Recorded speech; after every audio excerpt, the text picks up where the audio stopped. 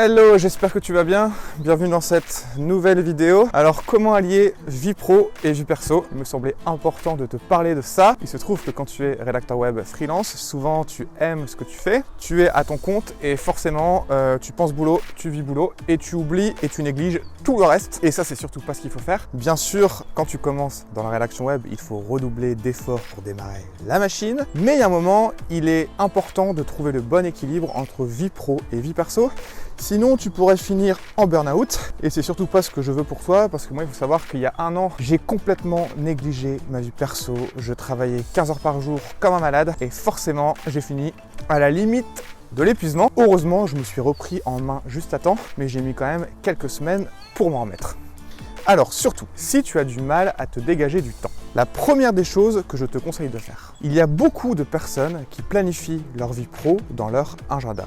Super, parfait, mais ils ne notent pas également leur vie perso. Moi, je te conseille de planifier ta vie perso et ta vie pro parce que ce que tu ne notes pas, tu ne le fais pas, c'est tout simple. Donc, n'oublie pas, dans ton agenda, planifie ta vie pro et ta vie perso. Ça, c'est la première des choses. Ensuite, la deuxième des choses, 1 à 2 fois par an, il est impératif que tu fasses le tri de tes clients, surtout si ça fonctionne extrêmement bien pour toi. Demande-toi toujours quels sont les 20% de mes clients qui me ramènent le plus et pour lesquels je fournis le moins d'efforts. C'est ce que je fais 1 à 2 fois par an et je peux te dire que grâce à ça, je travaille peu et ça me permet quand même de très bien vivre de ce métier. Donc, demande-toi toujours, c'est ce qu'on appelle la loi de Pareto, quels sont les 20% de tes clients qui te ramènent le plus et pour lesquels tu fournis le moins d'efforts. La troisième des choses, qui peut être pas mal, moi c'est ce que j'ai mis en place, mais quand j'étais vraiment blindé de boulot, parce qu'il ne faut pas oublier aussi que quand tu es rédacteur web freelance, tu échanges toujours ton temps contre de l'argent. Et donc, il y a un moment, moi j'avais la tête sous l'eau, j'avais des commandes à l'appel, et donc il y a un moment, j'ai décidé de déléguer. Et franchement, ça, je trouve ça top. Alors ok, du coup tu gagnes moins quand tu délègues, tu fonctionnes un peu comme une agence de stratégie digitale, donc du coup tu te prends une com, mais forcément tu gagnes moins. Il faut bien comprendre qu'il n'y a pas que le boulot dans la vie, même si moi je peux te dire que j'adore ce que je fais, je suis passionné, mais j'ai compris ça, il est impératif parce que le but en fait quand tu te lances aussi, tu vois, c'est d'être libre. Franchement, pour moi, mais la liberté, c'est ce qu'il y a de plus important. C'est pour ça, à la base, que je me suis lancé dans la rédaction web. Donc le but, c'est vraiment pas de se retrouver prisonnier, tu vois. C'est d'être libre et de bien gagner, bien sûr. Hein, on crache pas dessus, évidemment. Mais voilà, donc les 3 conseils pour allier vie pro et vie perso, c'est vraiment ce que je te conseille de faire. La première chose, planifie ta vie pro et ta vie perso dans ton agenda. La deuxième des choses, demande-toi toujours quels sont les 20% de tes clients qui te ramènent le plus et pour lesquels tu fournis le moins d'efforts. Tu fais le tri 1 à 2 fois par an. Et la troisième des choses, si vraiment tu croules sous les commandes, n'oublie pas que tu échanges toujours ton temps contre de l'argent. Tu ne peux pas être partout à la fois.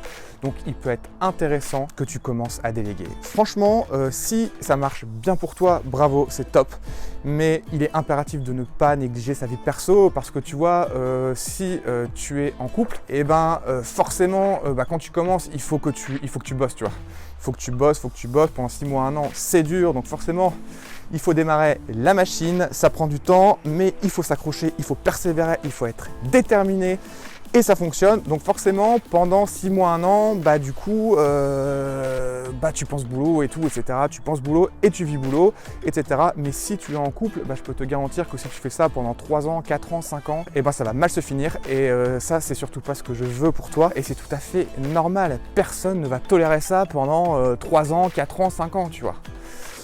Et je suis convaincu aussi d'une chose, si tu veux être heureux dans ta vie, il faut parvenir à trouver le bon équilibre de vie. Et donc il faut allier vie pro et vie perso. Donc voilà, moi écoute, je te conseille de mettre ça en place le plus vite possible dans ta vie. J'espère que ça t'a aidé. Et si tu as des enfants, tu vois, franchement, c'est exactement la même chose.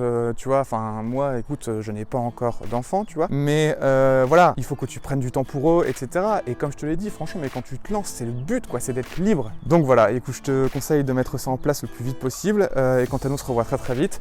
Si ça t'a aidé, tu me mets un petit like, dis-moi ce que tu en penses dans les commentaires. Est-ce que tu parviens déjà à allier vie pro et vie perso? Ce serait intéressant d'avoir ton retour à ce sujet. Abonne-toi à la chaîne en activant la petite cloche pour être sûr de ne rien louper des prochaines vidéos si ce n'est pas encore fait. Et si tu ne l'as pas encore fait également, n'oublie pas que tu peux aller dans la barre de description pour télécharger un exemple d'email qui te permettra de collaborer plus facilement avec des agences de stratégie digitale. Sur ce, je te souhaite une excellente journée, une excellente soirée.